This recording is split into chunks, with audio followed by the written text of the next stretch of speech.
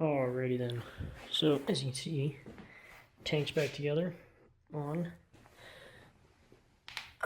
All this is still a little filthy, but I'm gonna get some temp tags, run it over to a power wash, and then just spray everything off with a power washer rather than going through with like a rag and trying to clean everything up one at a time. Got the side plate back on just for fitment, trying to see how all those wires are gonna fit in there. As you can see, a new bundle, new battery. So it actually turns over and idles now. Didn't need much to do so. I just had to spray some carb clean in here directly. Pretty much acted like a intake cleaner or an injector cleaner on a fuel injection vehicle.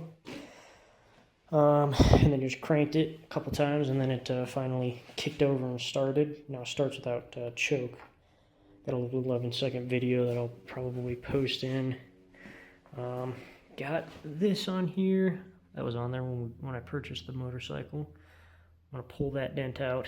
This upper one might be a little difficult just because it's very hard to show in the video. Kind of creases in, but I think I can get that out. This bottom one too. Front's back together. It's a little bit messy under here and here, but everything's tucked away. Not gonna catch on anything. We got slack here, so it'll move side to side freely without binding on anything. Like I said, a little messy, but I mean, it's all tucked away. Things are running exactly where they need to. Running into this headlamp. Tucked behind here. Got the high-low switch hooked up. Show that. So, as you can see, I got the high-low switch, so it actually kind of to see. Yeah, high-low switch hooked up. Like I said, it starts, runs, and idles.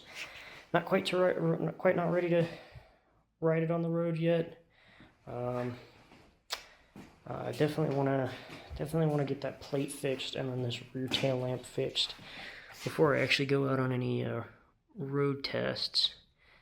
Definitely want to get this thing registered. It's pretty loud with this cut exhaust. Like I said, I want to kind of ride it over to a power wash thing. It's kind of down the road, one of those self-clean ones, and then just kind of just go for it. Just hose it down, just spray it. I've got all the electricals sealed up, so shouldn't be causing any issues by just spraying it, but you can see it's got some seeps and stuff, and then that's another reason why I want to spray it down. I want to see exactly where, if anything, is leaking, or if we're just dealing with gunk and buildup. Yeah, front forks are just a little bit of fluid. They're starting to go, so I'm probably going to do those up. I've got these soaked and trying to clean them out. As you can see, this one's actually starting to break up some of the stuff. I got some of it out, but not all of it. Just trying to clean it up the best I can. I think I can still save these. Like I said, look, I've got some of them out, some stuff out, some of it's still gunked up, all crud up. I sprayed some of the K-Nail cleaner on there, trying to get that done up. But yeah, it runs now. Idles. It'll accelerate. Idle's a little high, but I'm thinking that's because I was running it without the pod filters. I'm thinking that's just unrestricted flow of air into the carburetors, and I think that that was making it idle pretty high. I could be wrong, but only way to figure out is to get those pod filters cleaned up and squared away. All this is back together. This is all back together. Like I said, not the cleanest job, but it's all there.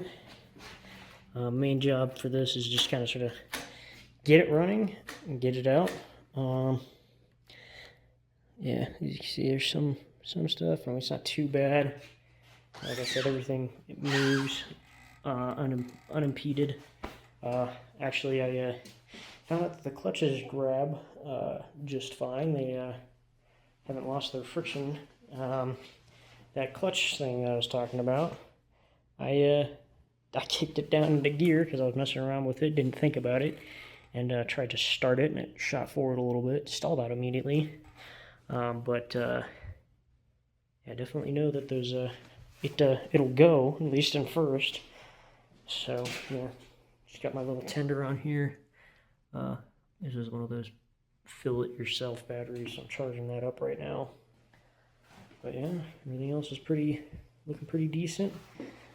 Definitely not a professional job, but I'm no professional, so still trying to kick around if I want to paint it, or if I just want to kind of sort of get it cleaned up and then sell it as is, as a running bike, unlike the non-running motorcycle that I bought it as. But yeah, I'll probably we'll see. But this is next. Getting this rear tail light fixed, getting it all squared away, and then I'm going to be shopping for I think a rear brake assembly. I think just the cost for that one I used assembly and then swap parts over, it'll be worth it. Yeah, it's not doing too bad. It's back together now, or mostly back together now. It's definitely running, so that's a plus. All right, go ahead, fire it up.